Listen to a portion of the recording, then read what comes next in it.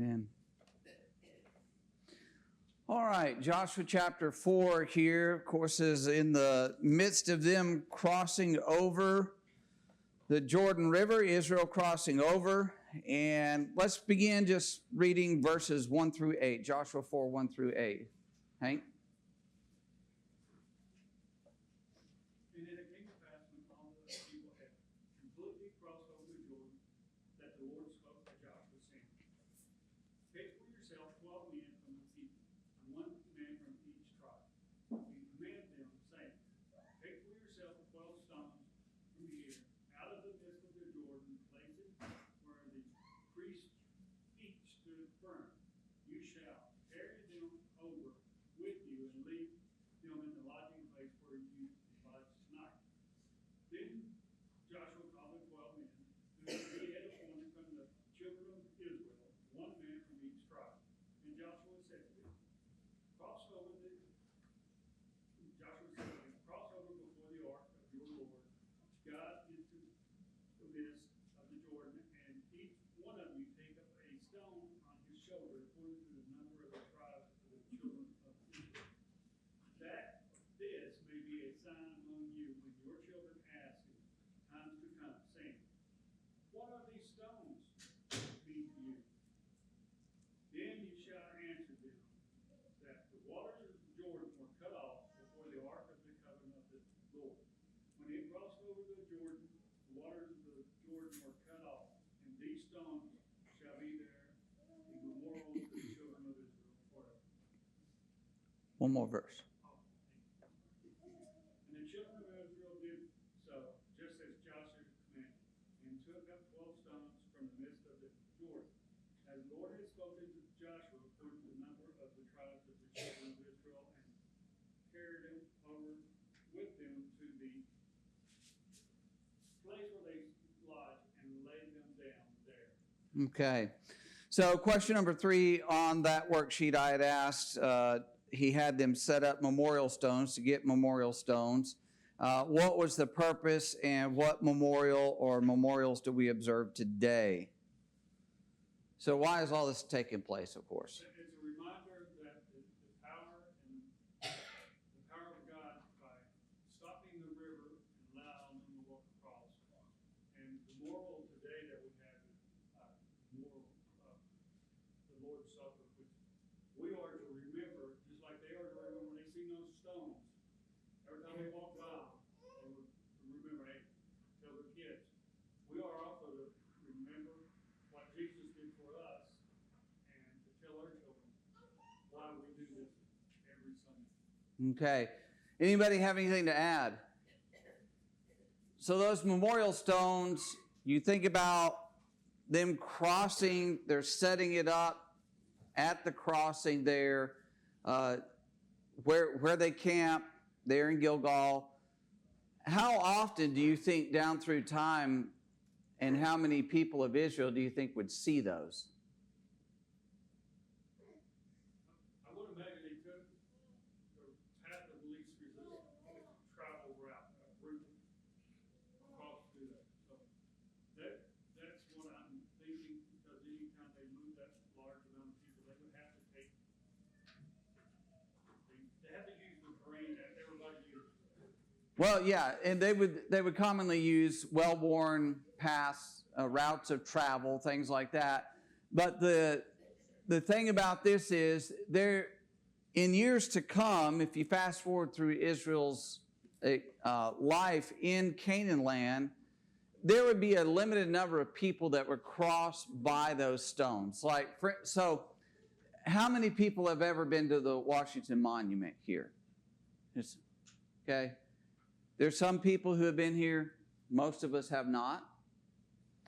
So it's that kind of thing. It's located at one place in the nation where there would be some people who would go by, and it would be a reminder of what had happened. But it wouldn't be like a common thing for the people down through the ages to go by there, to be reminded of that. You know, even the people who've seen it, if we surveyed everyone here who'd been to the Washington Monument, well, how many times have you been there? Okay. But what about our memorial?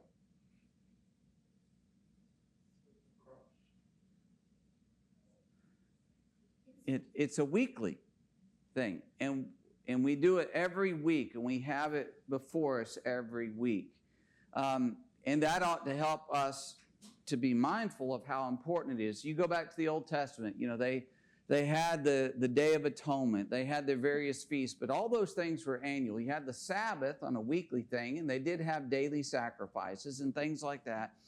But you think about how the Lord has set up our memorial, the unleavened bread, the fruit of the vine. It reminds us every single week. It keeps it at the forefront of our minds about what Christ has done for us. Why are memorials set up? Why is this one set up? Why do we have a memorial? Clint? Basically, the word has it inside it, but it's to bring to a memory. And so there's a memory that we should be remembering. There's some significant event that we should be focused on. Anybody else? Never forget things that we've done. But, yes. Jim? It is a memory, but to the children of Israel, this and other things, they were just we're reading Deuteronomy 6 and other places, but the children were taught that you should think of this as if you went across there, you were saved. Mm-hmm. From there, and it should cause us to dedicate ourselves to being the obedient children of God. We set memorials up for men to, still to this day, we set it up for specific things that has happened. Something great happened at this one location. You were in Korea, you seen the meeting memorials for the battles that took place in Korea. Same in Japan, same in Hawaii, same throughout the world. Great battles have happened. There's a plaque or something somewhere around there saying, on this day, this happened. So that's why they did that. Mm-hmm. Bonnie, did you have something? Yeah, I think something of those memorials, it's kind of a type of an honor and respect. Yeah, it can be honorary. It could be either representing a great victory or a great tragedy. So we don't want to forget this. Philip and then Nancy. Just to let generation after generation know that something that will happen to it. I mean, it's just, it's a way to bring it up, I guess. I mean, you've got kids today that were born that don't know what happened, or weren't allowed when the towers fell in New York. It kind of in line with that. I mean, this is a whole lot more important than that, but, it's just, like, for instance, the Lord's Supper, you have to look at, well, why do you do that? That's a good way to just generation to generation, just like the stones that we're saying. Yeah, Nancy. Well, I was just thinking about the aspect of it where they each carried a rock on their shoulder. Each tribe. Mm-hmm. Every memorial God has set up, people have had a role in participating in that memorial. Mm-hmm. It's never just God does it and you go look at it. Mm-hmm. If it was the tabernacle, if it was the temple, everything, the rebuilding of the walls. God's memorials always involved our participation and leading up to the most important memorial, which requires our participation. Right. We partake of that and participants in it. We have these, we've been saying it, but I'm just going to state it a different way. We would forget. It would be gone. There are things I'm sure all of us have either in reading a book or maybe reading an article or something we've learned like, I never knew that happened. I never knew about that. Or somebody writes a book, they've uncovered an event in history, and it's like, nobody's ever written a book about this before, but isn't this fascinating? Isn't this amazing? Because we forget. And, one generation to the next, as Philip was saying, there's a generation that hasn't experienced what we've experienced. And so it's not going to register with them. And so these memorials are there to, as Hank was saying, mark something that actually happened, to note it, and to pass that knowledge on down through the generations to help people to have an appreciation for what took place. Because we lose that appreciation. We lose that thankfulness for what, here in particular, thankfulness for what God had done for the children of Israel. You think about the memorial of Christ, thankfulness of the sacrifice that was given for us and what that means to us. And so we need these kinds of things. And the Lord built that into the New Testament so it would be ever present before us. And it's not that it, week to week, that it becomes a matter of rote. That's a problem with our heart if that happens. For instance, there's probably, if you've been to, let's say, a war memorial, a Vietnam War memorial or World War II memorial, if you've been to that more than once, my guess is you're still moved when you go and you see that and you reflect on it and you think about it. And we're to be moved each time we think about the memorial of Christ and what he has done for us. So it's a blessing and it's a good thing, and we shouldn't take our memorial lightly. God put it there for a reason, to ingrain in our minds and our hearts what has been done for us. Zach. And it's not just that it was eventful and important to God. It was important to them personally. And it might be a translation thing, but in the ESV, in verse 6, it says, "This may be a sign among you when your children ask in time to come, what did those stones mean to you?" It's not just, I'm a historian, here's what happened. It's, here's what happened, here's why it's important to me, to our family, to our nation. To an outsider, they would see that and go, something important happened here. I've been camping and you see someone's erected a small stack of stones. Someone put that there. They weren't just being silly, having fun. Most likely something important happened. They wanted to remember it in solitude. Someone passed away. I just graduated from this academy. Whatever the occasion was, something important to them happened. And they chose to, in their own way, memorialize with a stack of stones. This is obviously, as Philip said, way more important than any other stack of stones or any other memorial man might do today. But an outsider could recognize something special happened just by a stack of stones. Right. It's a declaration. And to your point, when we observe the Lord's Supper, it's not just a memorial, and it is a memorial, but as we've often commented, it's also a declaration to the world around us. We believe in the sacrificed Son of God and his resurrection, that he will return, because we're taking it and it's to be observed until he comes. So, all those things. Anything else before we press on? All right, so we jump down a little bit further, and he talks about, and we're just, for sake of time, we're not going to read through all the rest of this, but question number 4, in verse 14, I had asked, what does it mean the people feared Joshua? Was it bad, and why does it matter? So he says that they feared him, they feared Joshua, as they feared Moses all the days of his life. Joshua spoke from the direct authority of God.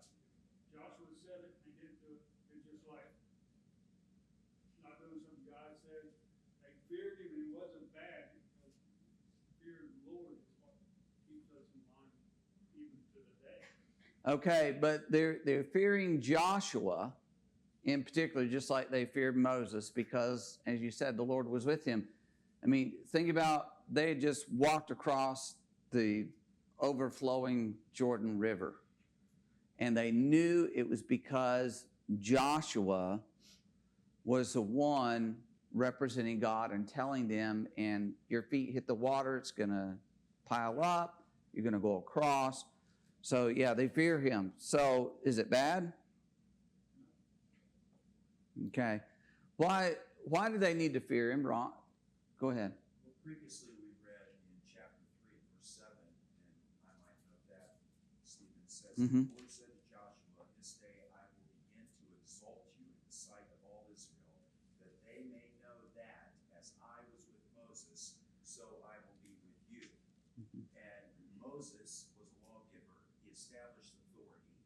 He brought the nation together as God had purposed for him to do, as we had previously talked. And now Joshua, in succession, is delivering that nation to the promised land. Yes. Yes, absolutely. Philip? This is also just kind of pointing out the contrast between this generation and the previous generation. This generation, it says they fear Joshua like they feared Moses. The previous generation didn't fear Moses in this way. That's kind of why they ended up wandering in the wilderness for 40 years, because they didn't fear Moses this way. And since they didn't fear Moses, being God's mouthpiece, they really didn't fear God either. Okay, yeah, exactly right. Ron? And to that point, the rebellion of Korah existed. And they didn't fear Moses as they should have. Exactly. So there, Nancy? I would just say fear serves as a powerful deterrent. Yes, absolutely. One of the major things here is that fact, don't rebel against him. You saw what happened to your fathers when they did, and it did not go well with them. And you better not rebel against Joshua.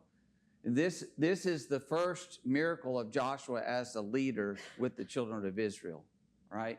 When we read previously in this book, it's talking about, I'll be with you, and the Lord be with you, and be strong and courageous, and all of that. And he sends the spies in. But this, chapters 3 and 4, is like the moment when the power of God is displayed, backing up, confirming what Joshua is saying, and him as the leader.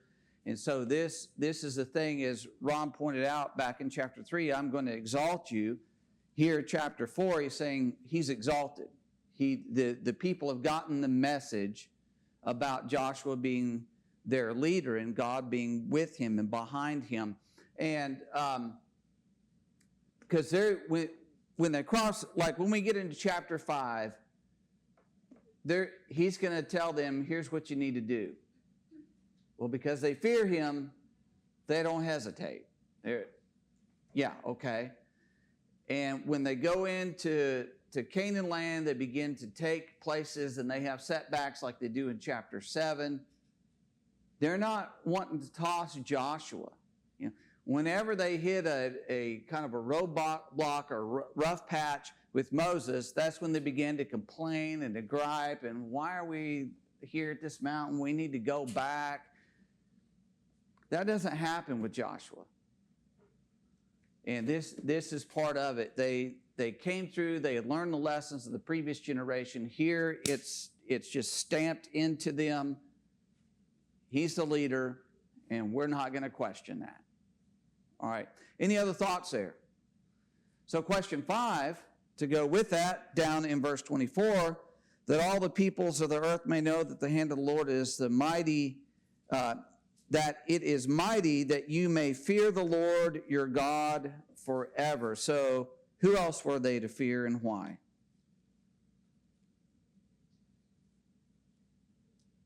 I know it's obvious, but humor me. The Lord God. Why?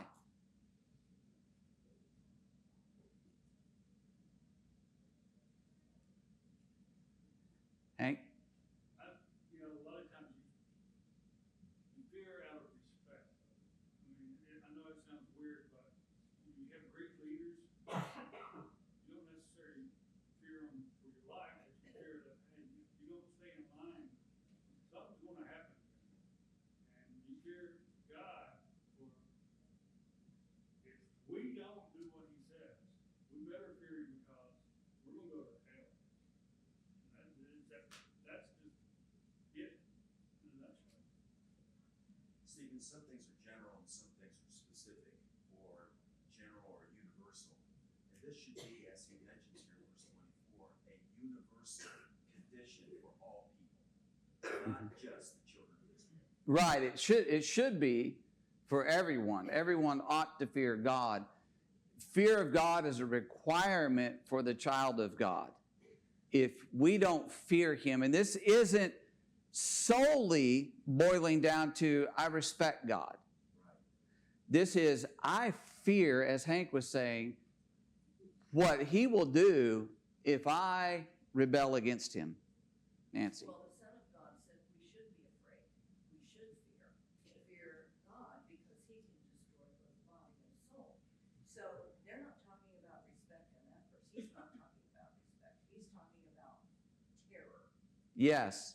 Yeah, so let's just combine these two here. Question 6, I'd ask, what role does fear play in the life of a Christian? That's the first one I had. Matthew 10:28, to fear God and not man. And he is saying, you better fear God's wrath, because he'll not only take your life, but he'll cast your soul into hell.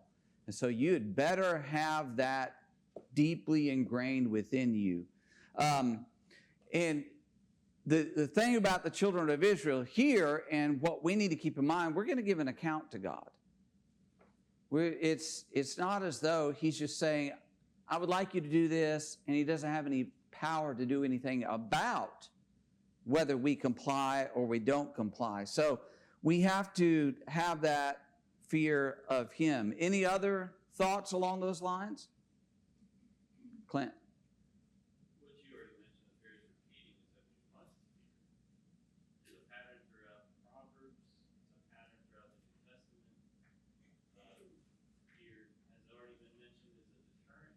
It's also a motivator, and it helps us decipher between right and wrong, because there are consequences if we don't fear correctly. And so it's just a natural way for God to relate to his creation and instill that fear that we appreciate, respect, and are literally afraid with goosebumps about his power. Yes. Ron? The passage that we oftentimes reference, even in regards to this, is Ecclesiastes chapter 12, 13, and 14. There is so much embodied in that. But he says, let us hear the conclusion of the whole matter. Fear God and keep his commandments, for this is man's all. For God will bring every work into judgment, including every secret thing, whether good or evil.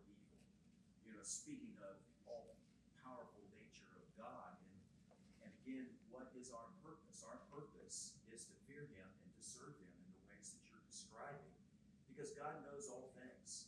He knows our very thoughts.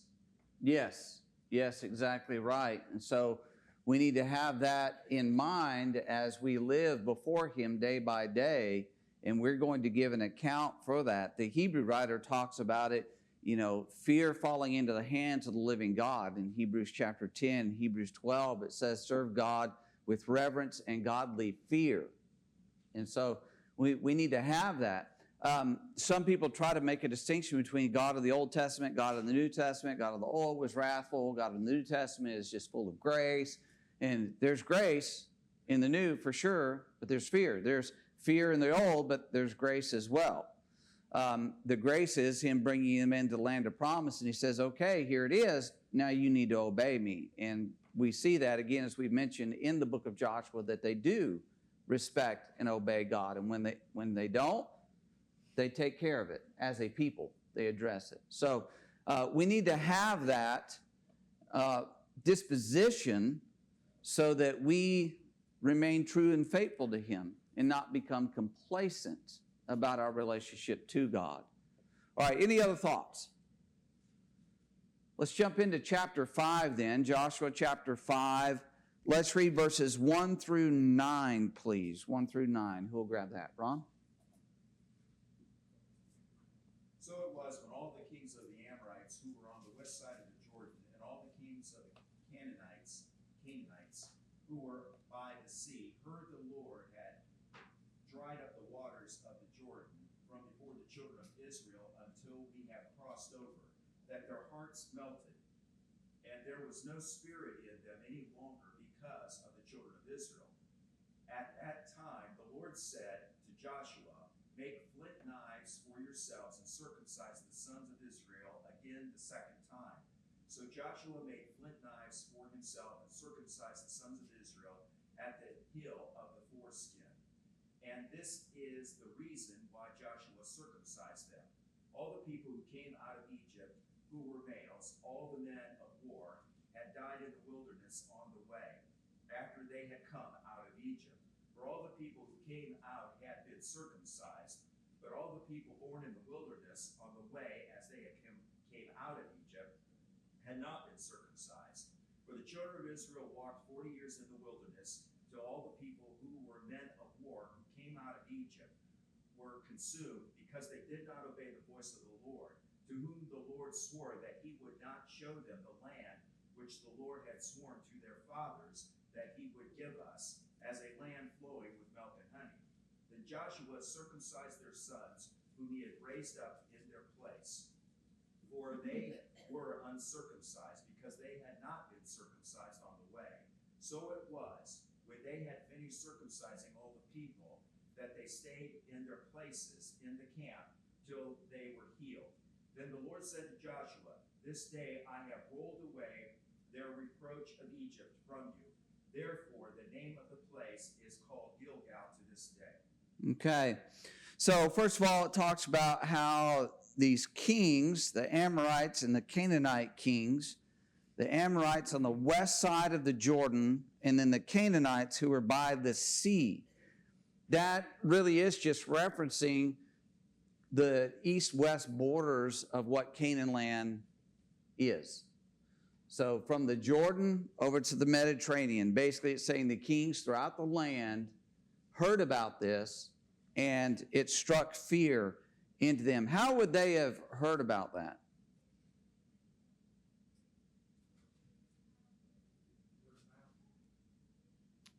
Word of mouth? From who? Are the Israelites going around saying, hey, we just crossed the Jordan over here? Philip? They'll have spies places. Obviously, the water rolled up somewhere upstream or upriver, so people where it rolled up at, they would have seen it. They would have known. This wasn't done in an uninhabited area, right? They're crossing over the Jordan anytime, pretty well, anytime you've got a river running through a relative desert area, there's going to be people living along it, right? People who are just out tending to their daily business, going around, maybe drawing water out of it, maybe taking their flocks down to the river, get a drink of water. The people are watching the children of Israel very closely. They're going to have the spies of their nations. They're going to be watching what they're doing. And so as they're watching them, and as there may be people out there at the time, people upstream, they see this happen, they're going to go and report to others. That's how the word gets out. This isn't the Israelites saying, hey, you know what God did for us? God split that stream and we came across on dry ground, and you guys need to be worried about us. That's not it. It's other people, outsiders, observing what had happened, talking about what's going on. Sort of like in the New Testament, when it talks about the miracles of Jesus, these things were not done in a corner. They were done in public. There are many, many witnesses who were not on Jesus' side, but they saw what happened. They reported exactly what happened. Now, many rejected it, just like the inhabitants of Jericho. They don't accept the fact that God is determined for them to come in, because they would have gotten out of their city. They would have just left. They would have taken off. The rest of the Canaanites would have taken off. So it's not like they have faith because of this, but they hear about it and it scares them. Philip and then maybe Ron, I think. It's also, it's a very large group of people. It's 1 million plus people. It's hard for them to just go unnoticed. Exactly. We'll turn back to that in a minute. Ron? Yeah, I was going to say that as well. And then also, this area Stephen, isn't this where culture is It's- taking place? Well, all around that Fertile Crescent. This is the lower left end for y'all's perspective. It's over here. So the Fertile Crescent, remember, ran Euphrates, Tigris rivers up and then across, and it comes down because the Jordan is that other end of that Fertile Crescent that reaches across there. And it was a trade route. One of the reasons God's putting the children of Israel into the land of Canaan is because it was the major thoroughfare between two continents, and people traveling those continents, there were supposed to be always a nation dedicated to Jehovah God, believing in Him and worshiping Him, and it would declare the truth to the world as they came through and they saw that and they interacted with the Jews in the land. That's one of the key elements to why He's placing them here in this land. But so yes, there's going to be people there. They're going to see it. They're going to know what has happened, and the word has gotten out, and so their hearts have melted. There's no spirit in them. Why is that important? Philip. Because when they get to Gilgal, all the males are circumcised, so they're kind of out of commission for 7 days, and that would have been a prime opportunity to attack them. But since the entire region is demoralized by what God has done for them, they're allowed to heal before they go on their conquest. Okay. Part of this is nothing more than psychological warfare. One of the great things in war is, and we talked about this before, the morale of the people. They're already thinking about, as we studied in chapter 2, they're already thinking about the Rahab revealed, we know what the Lord did for you in Egypt and coming across the Red Sea, and we know what you did to the kings on the east side of the Jordan. And so already psychologically, they are off kilter, if you will, and now they've come across. It's like pouring fuel on that fire. It completely demoralized them. All right, so question number 1 is, why did Joshua command the men to be circumcised, and why is this an act of faith? What did the text explain to us there? Why do they have to be circumcised? Well, they're not. Philip? The covenant with Abraham, they were God's chosen people, so that was basically how they showed the covenant. God was delivering His chosen people as part of the covenant into the land, so they needed to be circumcised to show that they were part of that covenant. But they hadn't been because they've been wandering in the wilderness for 40 years. Okay. Yeah, it's the sign of the covenant for the males of the nation to be circumcised. Remember, you go back to Genesis chapter 17, and God told Abraham, you need to circumcise the males in your household, and he went and he did it, and they circumcised all of them. It's a sign of the covenant, and he said, unless you have that, you're cut off, you're out. Nancy? Well, I was going to say, here's faith and works together. Yes, exactly right. So you think about this new generation. They could not go forward into the land of Canaan without having this taken place. And he said there, verse 9, I'm rolling away the reproach of Egypt from you. Did you think about what he meant by the reproach of Egypt?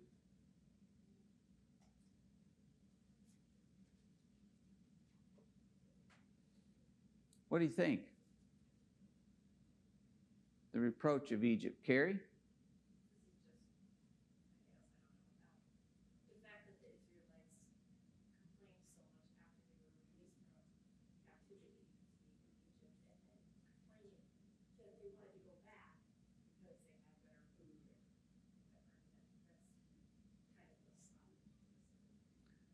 the sign. Okay, they had complained through the desert.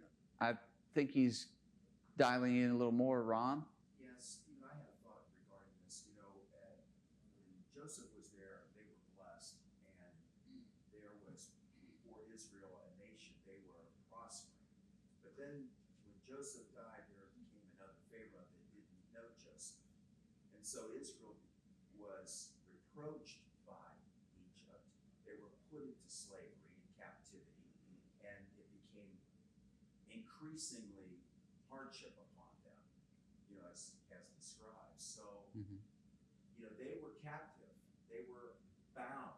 And that, to me, there's a lot of analogies that we can draw from that. But that was a reproach to them. They were under a reproach in that sense, to me. Yes, Zach? Yeah, along those lines, he's changing their identity from enslaved to free. They're free under voluntary bondage to God, the sign of the covenant, the casting off of the foreskin. So, in a sense, they're enslaved to God, but in a completely opposite sense in the way they were enslaved to Egypt. So, the rolling away of their reproach is a reversal of their identity. You've been in 40 years plus associated with your bondage in Egypt. No longer. Now you're going to conquer the land. You're going to be my people. You're free. Yeah, they were down there. They were subjugated to the Egyptians. They were mistreated. Their children were murdered. And they come up out of the land of Egypt.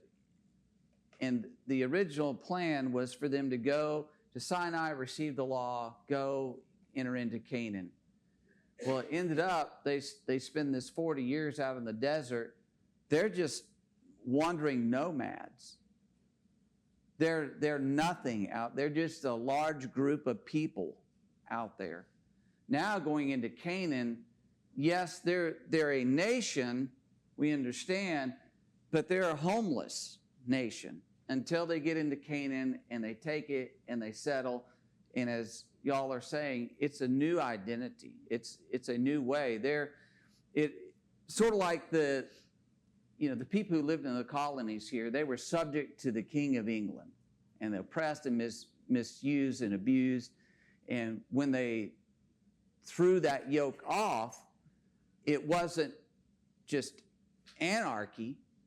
It was, we have laws that govern us and eventually the Constitution.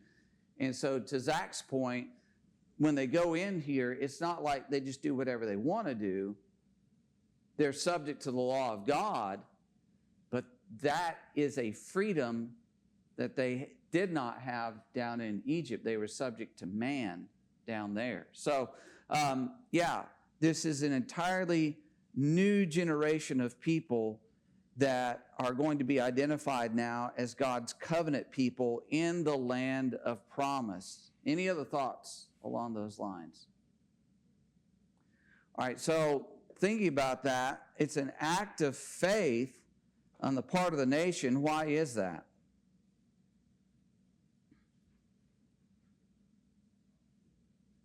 What does circumcision do? It's nothing. Not nothing. It symbolizes, as we've been saying, the obedience to God's covenant. But think about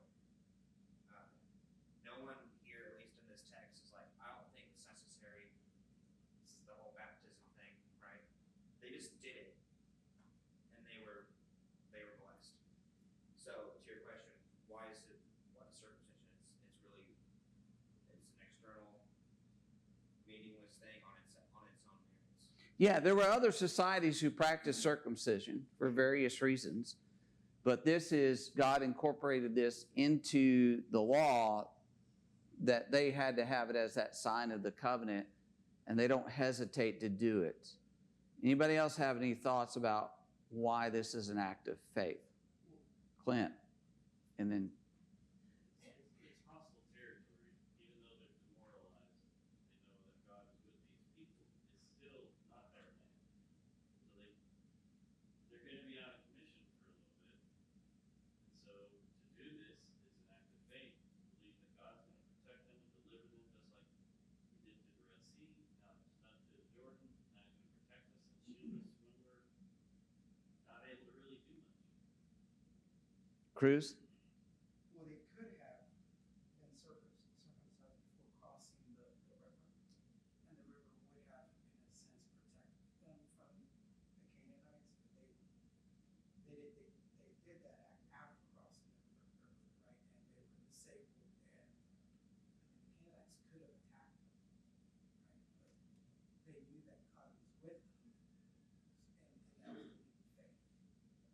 Okay. And then, one of the things that I was looking at too, Genesis 34, Simon and Levi, when they tricked men into being circumcised, and how they were disabled, and then they slaughtered them all. Right? Again, it kind of ties back how weak you are when you're circumcised, and you're defenseless. And they did that because they trusted God and they knew God was with them. Yes, exactly. I'm glad you brought up the Simeon and Levi there, because these Israelites knew the history. They knew what their forefathers had done, and they knew what kind of situation this would put them in. Okay? And who is it again that's being circumcised? The men of war, right? Because it says they hadn't been circumcised coming up out of Egypt. Now, the generation that came out of Egypt, it said, had been circumcised. But what happened to those men? Yeah, there's that huge group of them that they're dead and gone. The people under 20, how many ever those were or were not circumcised? We're not given the clear numbers, but the bulk of them, the idea is you have the overwhelming majority of the warriors here who are going through this, and they're being circumcised, and they're going to be incapacitated for days on end, and it makes them vulnerable to attack. So it was an act of faith on the part of those men who submitted to it, and it was an act of faith of the women and other children maybe who are there, but for the women to say, all of our warriors, all our defenders, they're not going to be here to help us for a period of time. Nancy? Do you have something? Well, I was just gonna say, an act of faith is where you do something anticipating that something else will happen, and in this case, it's between a recommitment between Israel and God. We'll do this because you said do this, but we're doing it because we believe you will do your part of this.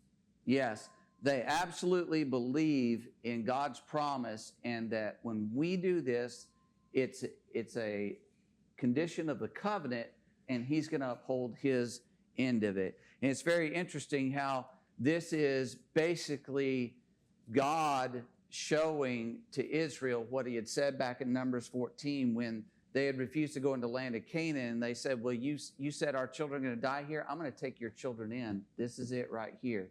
It says that's the generation that's being circumcised. It's getting ready to take the land of Canaan. Now then, it talks about how that they observed the Passover in verses 10 to 12. And when they do that, it's 40 years to the day of the Passover in Egypt. Why would it be noted here? Why do you think it's saying, hey, they went in and it came the 14th day of the month, they observed the Passover? Let me ask you this. What happened the night of the Passover?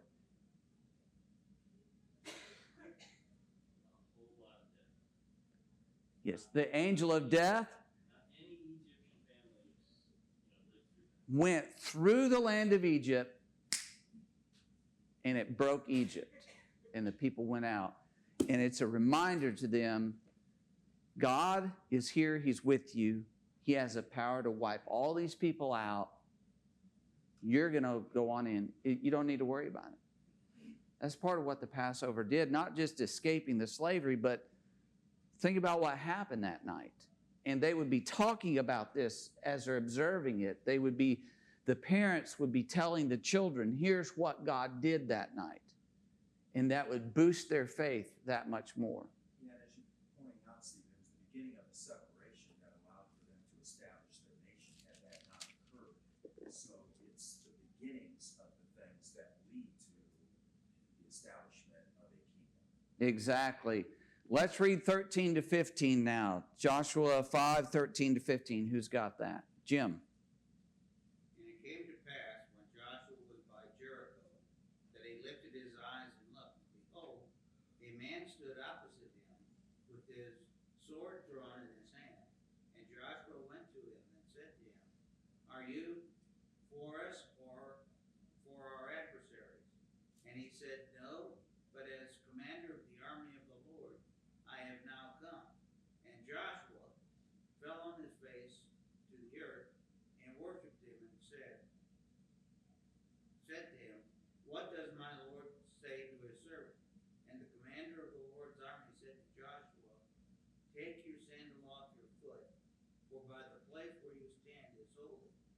Joshua did so. Okay. So question 2 I'd ask, who appeared to Joshua on the eve of the campaign to take Canaan? And then what significance do you suppose this had?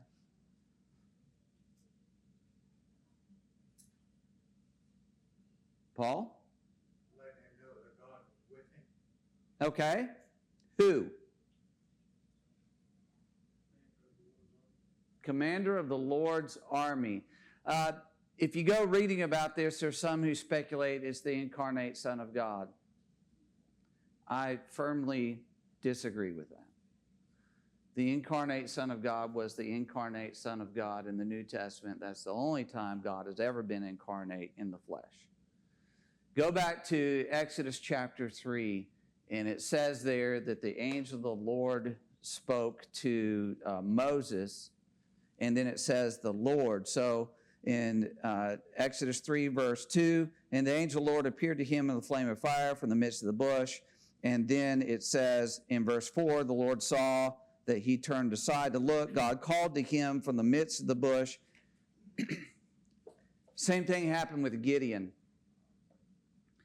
There are times in the Old Testament where it talks about an angel being there, but then it will say God spoke.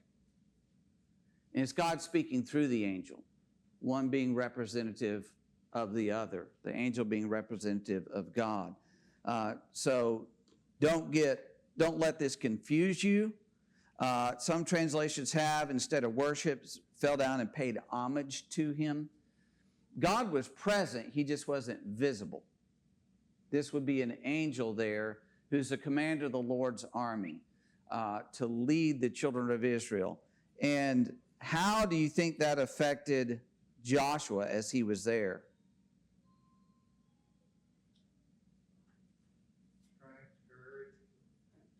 Okay.